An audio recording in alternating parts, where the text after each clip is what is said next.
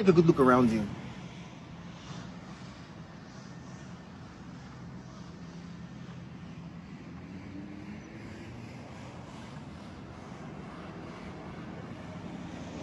This is a place called Marsden Park in New South Wales.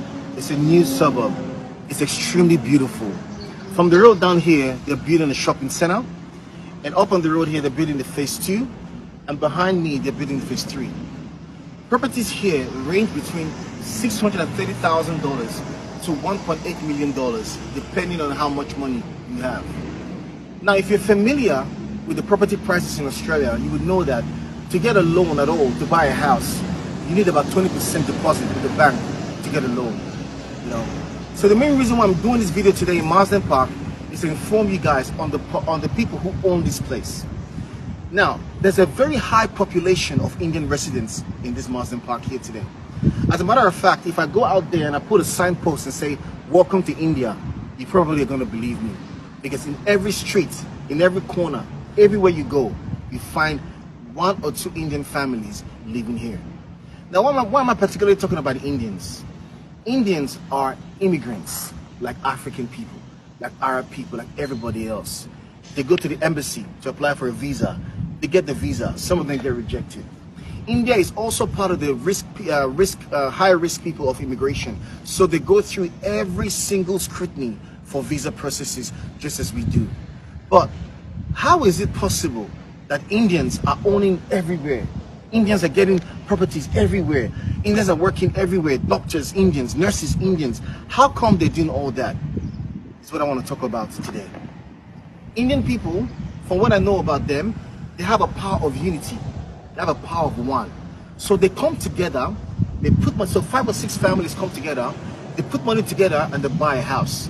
One family, one house can be housing 3 families. They're all together on one property, saving money. Then they go, they buy a property. They share information among themselves on places that pay good, on the latest immigration policies. Indians distribute information to one another. And look at what they're doing now. They're slowly owning all everywhere you go. In the next 10-15 years, how much do you think one of the properties here will cost? It's going to be valued at a lot of money.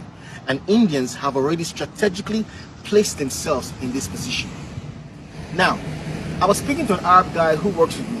I said to him, how do you own, if you know Arabs very well in Australia, I don't know about other parts of the world, but in Australia, Arabs own businesses, Arabs own properties, they drive flashy cars, they do everything. I said, how do you guys do it, that you guys are owning everywhere?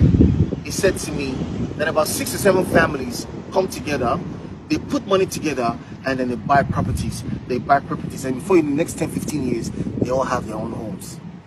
My question is it possible for African people to be like that?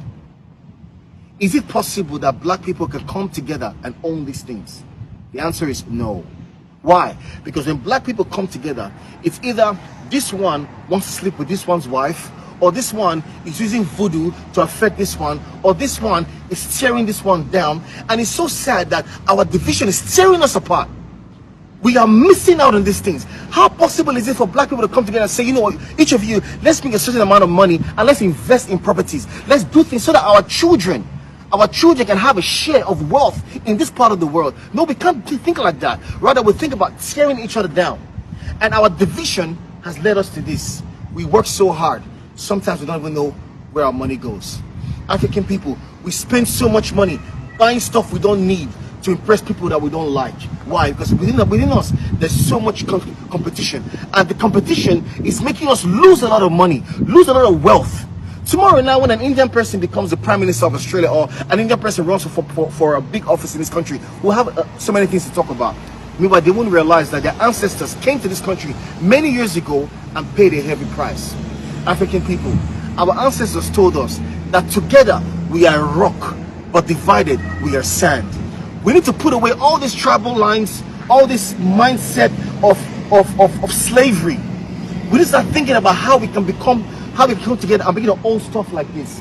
Because you know what? Time will go ahead of us with or without our permission. Time will flow with or without our permission. So it's time for us to begin to come together as one to build ourselves and economic value for our children in the future. Be wise. My name is Mario Obo.